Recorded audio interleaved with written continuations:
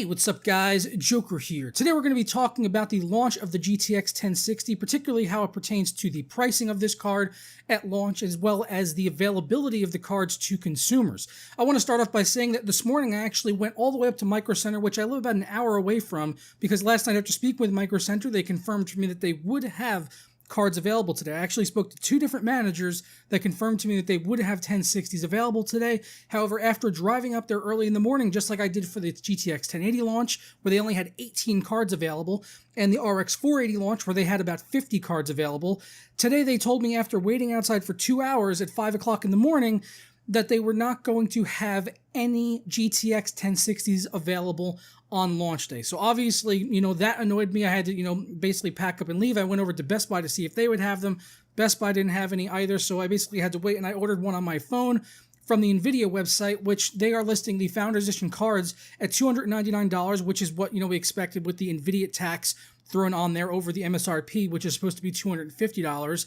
And then with taxes and shipping, the total cost for the Founders card for me ended up being $357, which is $107 over the MSRP for those of you that are keeping track. So should we really be calling this a $250 card in the same breath when people are comparing it with the RX 480, given that even the Founders card, if you don't consider tax and shipping and all that stuff that I had to pay extra because I did pay for overnight shipping, is $300 compared to the RX 480, I really wouldn't call it a $250 card anymore at that point.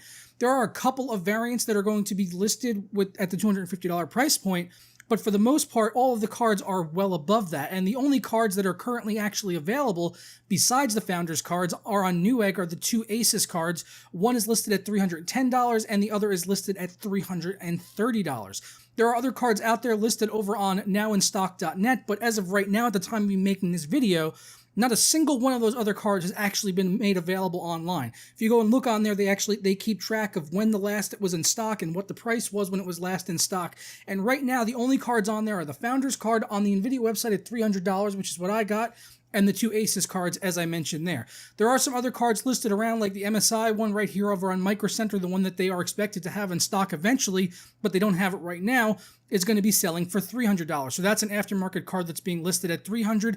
And now looking over on Newegg, we can get a side-by-side comparison here of all of the cards that they're expecting to have available, but all these cards right now, even though it says add to cart, if you look at them, they actually are not available. This one right here, that's $250 from Gigabyte.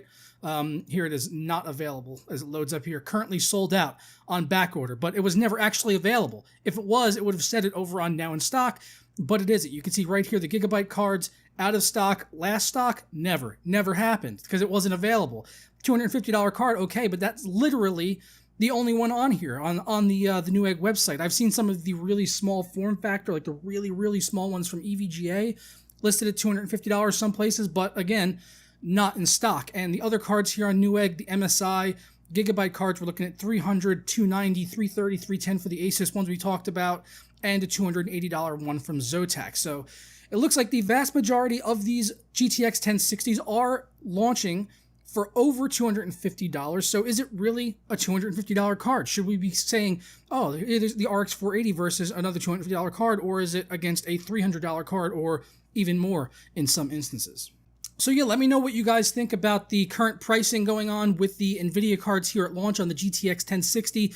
For me, it really just kind of looks like the GTX 1080 and 1070 all over again, where NVIDIA really does not have enough stock to meet the demand of consumers at launch, but they're getting these cards pushed out anyway. And if you want me to theorize as to why I think that is, we talked about this on TGW in the past, and around the 1080 and 1070 launch, I mentioned this, is that it really seems like NVIDIA is just kind of trying to rush these cards out to try to hurt AMD's place in the market right now, because they've got that RX 480 out there, and the GTX 1060 really is kind of being billed as a direct competitor to that. And in the early benchmarks that we've seen so far, the 1060 is beating up on the 480 pretty bad in DX11 testing, and at least in the reviews that I have seen. I haven't seen enough extensive DX12 and Vulkan testing from the reviews that I have looked at here very briefly. I haven't watched all of them, so I'm not saying there aren't any people that have done that.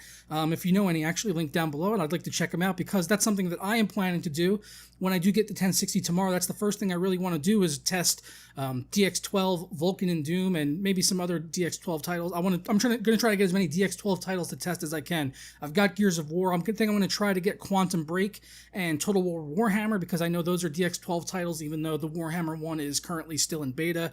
I would still like to test those and see how it adds up, against the GTX 1060 with the RX 480, and just kind of do an apples to apples comparison there and see what's what. But I'm going to go ahead and get on out of here, guys. Please let me know your thoughts down in the comments below. And as always, I'll catch you guys next time. Ta-ra.